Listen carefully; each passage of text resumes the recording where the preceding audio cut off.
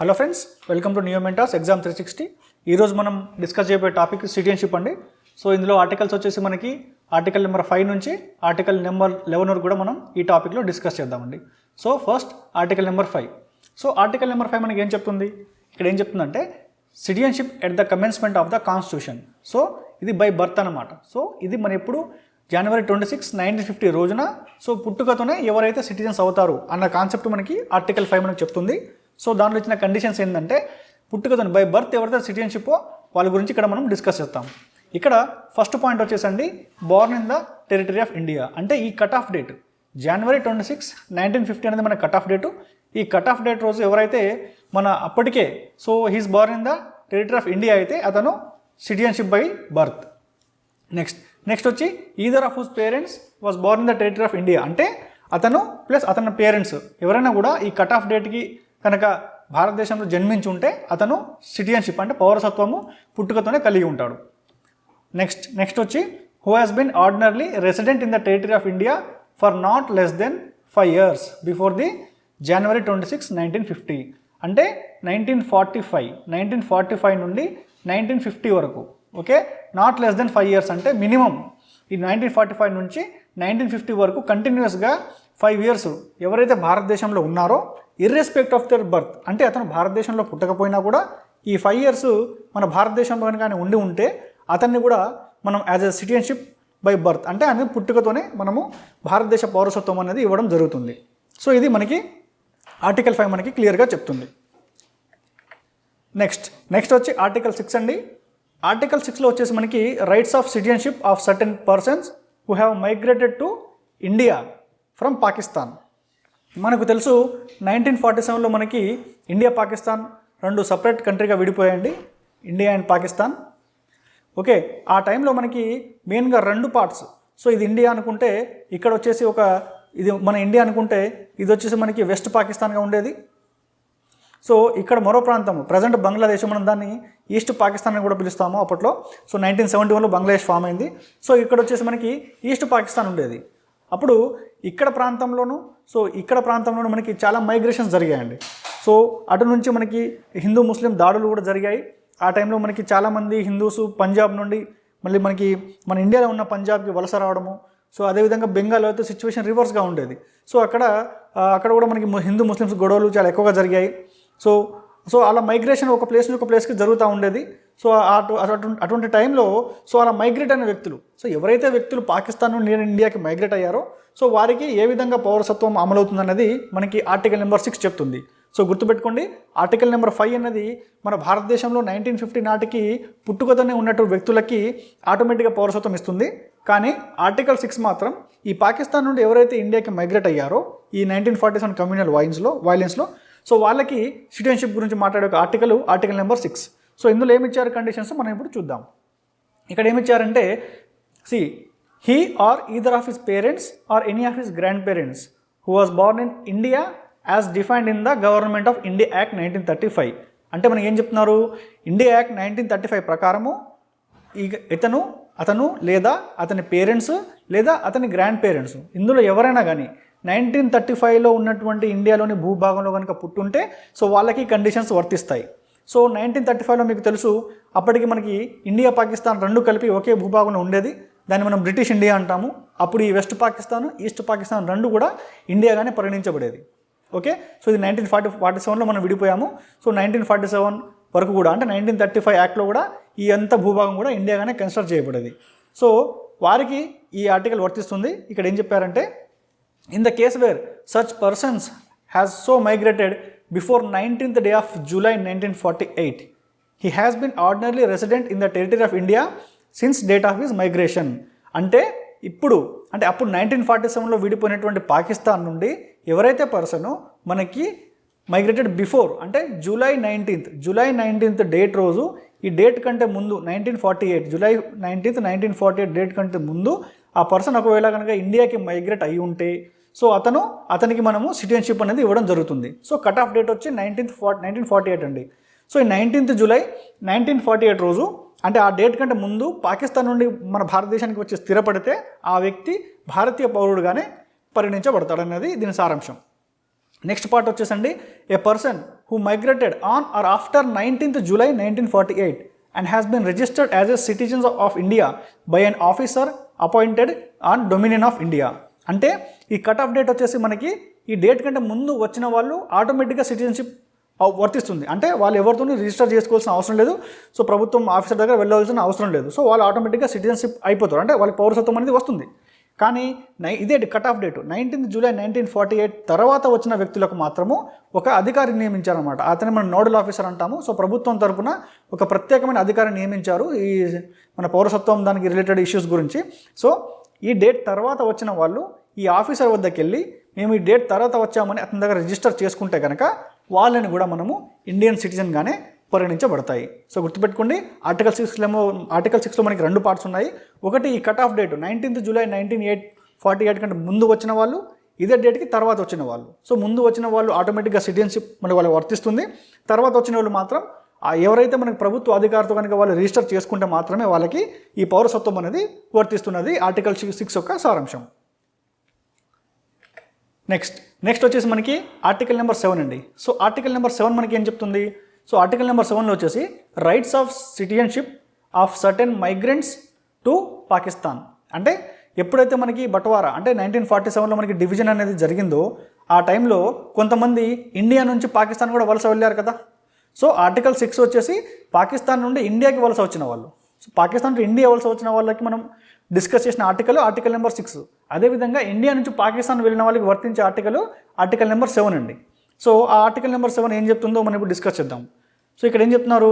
A person who has after the 1st March 1947, గుర్తుపెట్టుకుని ఇక్కడ cut off date వచ్చేసి మనకి 1st March ఇచ్చారండి, 1st March 1947. So A person who has after the 1st March 1947 migrated from the territory of India to the territory now included in the Pakistan. Now అంటే అర్థము ఈ constitution frame చేసే నాటికి అంటే 1950 date కనుకోండి. So precise చెప్పాలంటే ఇది 1947. Okay, so మనకు now అంటున్నామంటే రాజ్యాంగం అమల్లోకి వచ్చిన డేట్ని నవ్ అంటారు వీళ్ళు.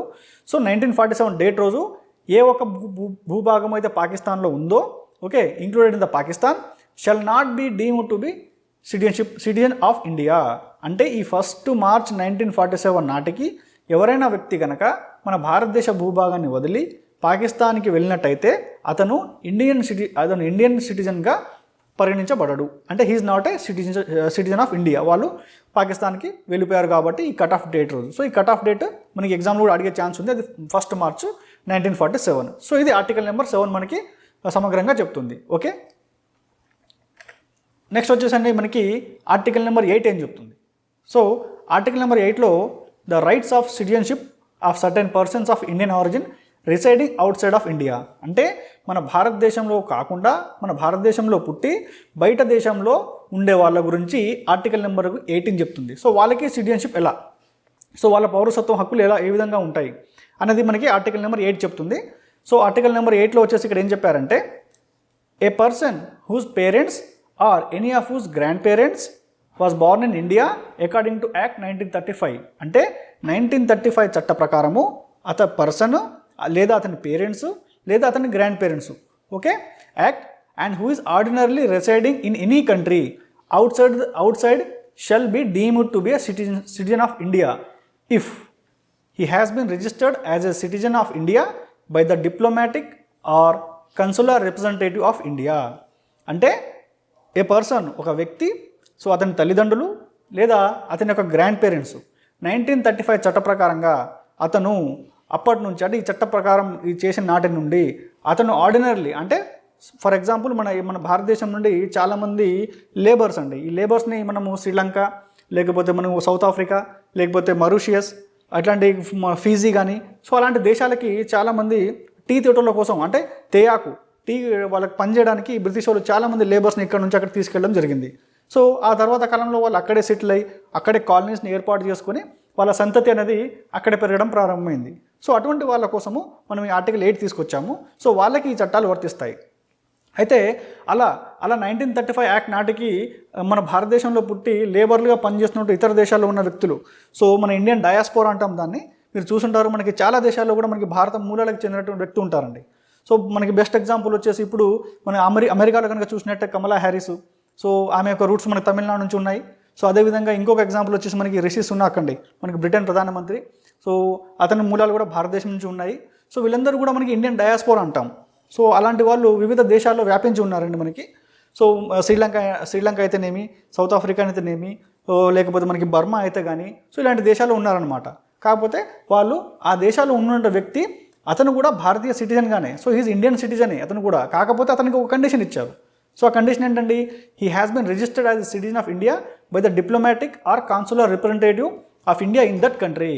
So diplomatic or consular representative అంటే అక్కడ మన భారతదేశ రాయబారి అండి. సో మన భారతదేశ రాయబారి, సో ప్రతి ఒక్క దేశంలో మన భారతదేశానికి ఒక రాయబారి ఉంటారు కదా.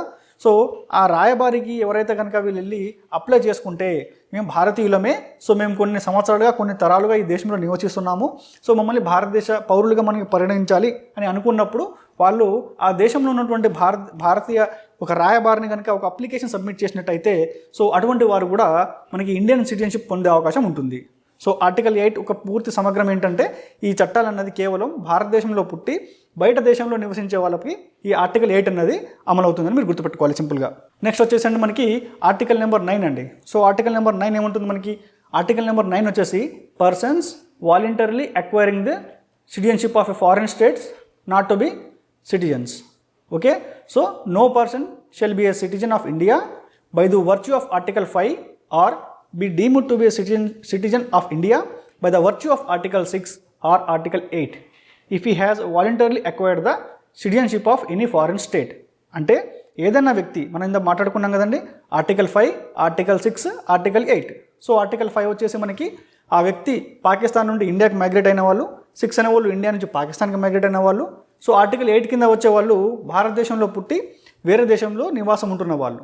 సో ఒక వ్యక్తి వాలంటరీలీ అంటే అతను పూర్తి స్వేచ్ఛతోనే మన భారతదేశం యొక్క, అంటే ఫర్ ఎగ్జాంపుల్ మన భారతదేశ పౌరసత్వాన్ని వదులుకుంటే ఆ కండిషన్లో అతను ఏమాత్రం నెక్స్ట్ ఫ్యూచర్లో భారతదేశ పౌరుడిగా ఆయన గుర్తింపబడడు అన్నది ఆర్టికల్ 9 యొక్క సారాంశం. సో దీనికి మీ ఉదాహరణ, మన ఇండియా నుంచి చాలామంది ఎన్ఆర్ఎస్ అండి. సో ఇండియా నుంచి వలస వెళ్ళి మనకి యూఎస్ఏలో నివాసం ఉంటుంటారు. ఓకే, ఇది ఇండియా అనుకుంటే ఇది యూఎస్ఏ. సో అక్కడికి వెళ్తుంటారండి. సో ఎప్పుడైతే ఒక వ్యక్తి ఇండియా నుంచి అమెరికాకి వెళ్ళి అక్కడ ఒక టెంపరీ బేసిస్ పైన, ఓకే టెంపరీ దాన్ని, సో టెంపరీ బేసిస్గా అక్కడ ఉంటారో, సో అది విద్య కోసం కావచ్చు, ఉద్యోగం కోసం కావచ్చు, సో మరి ఇతర కారణాలు, టూరిజం కావచ్చు. సో అక్కడ కొన్ని రోజులు ఉండి అక్కడ మనం పని చేసుకుంటే అతన్ని మనం ఎన్ఆర్ఐ అంటామండి. ఫస్ట్ ఫేజ్లో అతన్ని మనము ఎన్ఆర్ఐ అంటాం. సో అతను ఇండియనే, కాకపోతే ఇండియాలో ఆయన ఉండటం లేదు. సో అందుకని దాని పేరేమంటామండి, నాన్ రెసిడెంట్ ఇండియన్. సో అతను ఎన్ఆర్ఐ, కానీ ఇంకా ఆయన యూఎస్ఏకి సిటిజన్షిప్, అతనికి యూఎస్ఏ యొక్క పౌరసత్వం రాలేదు. సో ఎప్పుడైతే వీళ్ళకి యూఎస్ఏలో మనం జనరల్గా గ్రీన్ కార్డ్ అంటామండి. సో అక్కడ కొన్ని రోజులు పనిచేసిన తర్వాత వాళ్ళ దేశాలకి కొన్ని వాళ్ళ రూల్స్ ప్రకారంగా వాళ్ళకి కొన్ని కండిషన్స్ ఉంటాయండి. సో ఆ కండిషన్స్ మీట్ అయితే కనుక వాళ్ళ దేశానికి మనకి పౌరసత్వం అనేది వాళ్ళు ఇస్తుంటారు. సో జనరల్గా అలాంటిదే యూఎస్ఏ ఇచ్చేది గ్రీన్ కార్డ్ అండి. సో ఒకవేళ కనుక యూఎస్ఏ పౌరసత్వం మీరు తీసుకోవాలని అనుకుంటే మాత్రము అప్పుడు మీరు భారతదేశానికి వచ్చి హోమ్ మినిస్ట్రీ మంత్రిత్వ శాఖ దగ్గర వచ్చి, సో నాకు ఈ అమెరికాలో నాకు పౌరసత్వం లభించింది, సో నేను నా భారతదేశ పౌరసత్వాన్ని వదులుకోవాలి అనుకుంటున్నానని చెప్పేసి ఒక ప్రమాణ స్వీకార పత్రం రాయాల్సి ఉంటుంది. సో అంటే అతని మీద ఏ విధమైన ఒత్తిడి లేదు, అతను ఒక మంచి జీవితం కావడానికి మన భారతదేశ పౌరసత్వాన్ని వదులుకోవడానికి ఆయన సిద్ధంగా ఉన్నారు కాబట్టి, సో ఒకసారి ఏ ఒత్తిడి లేకుండా వాలంటరీలీ అంటే సొంత నిర్ణయం తీసుకొని మన భారతదేశ పౌరసత్వాన్ని ఎవరైనా వదిలేయాలి అనుకుంటే డెఫినెట్గా వదిలేయచ్చండి.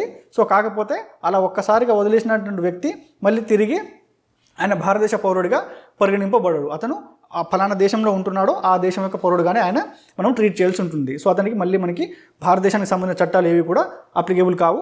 ఆయన అమెరికాలో ఉంటే ఆయనకి అమెరికాలో చట్టాలు వర్తిస్తాయి, అక్కడ శిక్షా స్మృతి ఆయనకి వర్తిస్తుంది. సో ఇది ఆర్టికల్ 9 యొక్క పూర్తి సారాంశం. So next article 10 continuance of the rights of citizenship. అంటే every person who is deemed to be a citizen of India under the constitution and any law may be made by the parliament can continue to be citizenship of the India. అంటే ఒక వ్యక్తి ఇక్కడ మనం రాజ్యాంగంలో యాక్చువల్గా మనం ఏం చర్చించుకున్నామండి, so how to give citizenship అంటే ఎవరికి సిటిజన్షిప్ వర్తించాలి. Okay, how citizenship is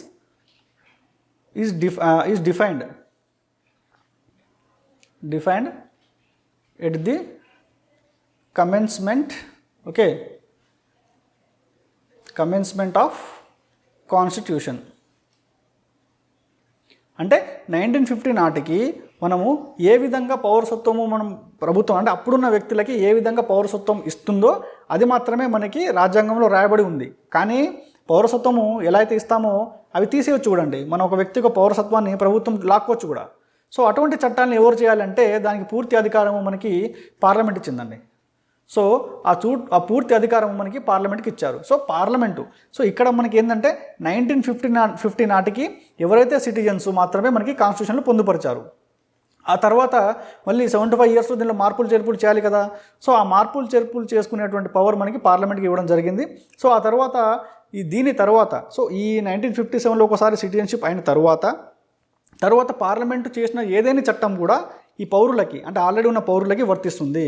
so వాళ్ళు ఇండియన్ సిటిజన్గానే ఉంటారు. కాకపోతే ఈ పార్లమెంట్ చేసే మార్పు చేర్పులు అన్నిటికీ కూడా సో వాళ్ళు దానికి రెడీగా ఉండవలసి వస్తుంది. సో పార్లమెంట్ చేసే ఏ వ్యవస్థ అయినా కూడా సో దాని ప్రకారంగా మనకి పార్లమెంటు చాలా చట్టాలు తీసుకొచ్చిందండి. 2005లో అమెండ్మెంట్ చేశారు. 4 నుంచి 5 సార్లు ఈ మనకి పౌరసత్వం దాంట్లో అమెండ్మెంట్ చేశారండి.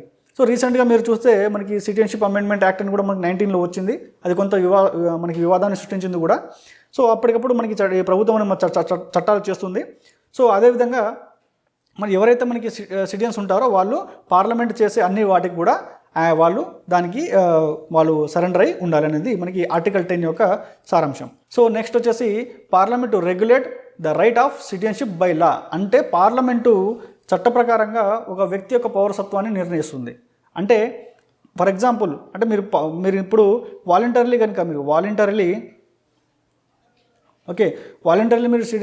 మీరు ఒక పౌరసత్వం వదులుకున్నారనుకోండి, అంటే సిటిజన్షిప్ని మీరు వదిలేశారనుకోండి. సో దానికి కూడా గవర్నమెంట్ కొన్ని రూల్స్ అండ్ రెగ్యులేషన్స్ ఇస్తుంది. సో కొన్నిసార్లు మనకి కొంతమంది ఇప్పుడు రాజ్యాంగాన్ని అవమానపరిచినా కూడా సో కొన్ని కండిషన్స్ ఉంటాయి. సో అటువంటి వాటికి లేకపోతే అన్టచబిలిటీని అంటే మనకి మన అంటరాని తరాన్ని ప్రోత్సహించినా సో అటువంటి వాటిలో డెఫినెట్గా మనకి మన పార్లమెంట్ తలుచుకుంటే కనుక వాళ్ళ సిటిజన్షిప్ని అంటే వాళ్ళ పౌరసత్వాన్ని రద్దు చేసే అధికారం పార్లమెంట్కి ఉంది. సో అదేవిధంగా మరొక కండిషన్ ఏంటంటే సో మనకి యుద్ధం జరిగే టైంలో so at the time of war మనకి యుద్ధం జరిగే టైంలో కూడా మనము పౌరసత్వం చేంజ్ చేసుకోవడానికి వీలు ఉండదు. ఫర్ ఎగ్జాంపుల్ రేపు ఇండియా అండ్ పాకిస్తాన్కి యుద్ధం అయిందనుకోండి. సో అటువంటి టైంలో ఒక వ్యక్తి మనకి ఇండియన్ సిటిజన్షిప్ని వదిలేసి అతను పాకిస్తాన్ వ్యక్తిగా ఉండాలని కోరుకుంటాను అనుకోండి. ఆ టైంలో ఇతని యొక్క అప్లికేషన్ అనేది యాక్సెప్ట్ చేయరండి. ఎందుకంటే ఇది యుద్ధం జరుగుతున్నప్పుడు ఈ దేశం మనకి శత్రు దేశం అయింది కదా. సో ఒక వ్యక్తి మన దేశంను ఆ టైంలో మన దేశంలోనే ఆయన యొక్క పౌరసత్వాన్ని వదులుకున్నాడంటే దాని అర్థం ఏంటండి? సో అతను ఇండైరెక్ట్గా పాకిస్తాన్కి హెల్ప్ చేస్తున్నాడు కదా. సో ఎప్పుడైతే ఈ వ్యక్తి ఇండియన్ సిటిజన్షిప్ కాడో మన చట్టాలేవి ఈ వ్యక్తికి వర్తించవు. సో ఆ విధంగా శత్రు దేశంతో కాంటాక్ట్ అయ్యి సో మన దేశాన్ని అస్థిరపరిచే ప్రయత్నాలు కొంతమంది చేస్తారు. కాబట్టి యుద్ధ సమయంలో అంటే at the time of war టైంలో మాత్రం మనకి ఎవరైనా కానీ సిటిజన్షిప్ కావాలన్నా లేకపోతే మన సిటిజన్షిప్ వదిలేయాలన్నా కూడా దానికి పార్లమెంట్ అంగీకరించడు. సో ఇది వన్ ఆఫ్ ద ఎగ్జాంపుల్ నేను చెప్తున్నాను. సో అదేవిధంగా మనకి ఆర్టికల్ నెంబర్ 11 చెప్పే ఒక సమగ్ర సారాంశం అదన్నమాట. So parliament to make any provision అంటే పార్లమెంటు ఏ విధమైన చట్టమైనా కూడా విధించవచ్చండి విత్ రెస్పెక్ట్ టు అక్వైజిషన్ అంటే సిటిజన్షిప్ మనము తీసుకోవాలంటే ఎటువంటి రూల్స్ మనకు పార్లమెంటు చేయాలి. టర్మినేషన్ అంటే ఒక వ్యక్తి యొక్క సిటిజన్షిప్ని ఎలా తీసేయాలి. Okay, and all other matters ఇంకా ఏదైనా విషయాలు ఏదన్నా కూడా ఇందులో ప్రతి ఒక్క హక్కు కేవలం పార్లమెంట్కి మాత్రమే ఉంటుంది. కానీ రాష్ట్ర ప్రభుత్వాలు దీని మీద ఎటువంటి చట్టం చేయలేవని చెప్పి మనకి ఆర్టికల్ నెంబర్ 11 వచ్చి మనకి చెప్పాలంటే మనకి ఒక సమగ్ర సారాంశాన్ని ఇచ్చే ఈ ఆర్టికల్ 11 అండి. సో దీంతో మనం టోటల్ ఆర్టికల్ నెంబర్ 5 నుంచి కూడా ఆర్టికల్ నెంబర్ 11 కూడా డిస్కస్ చేశాం కదా. సో ఇది మనకి రాజ్యాంగంలో పార్ట్ నెంబర్ 2లో వస్తుంది. సో వీటితో మనకి టోటల్ సిటిజన్షిప్కి సంబంధించిన ఆర్టికల్ మనం డిస్కస్ చేసుకున్నామండి. సో మనం నెక్స్ట్ వచ్చే క్లాస్లో మనం మిగిలిన ఆర్టికల్ గురించి మాట్లాడుకుందామండి. Okay, so wait for the next class. Thank you very much.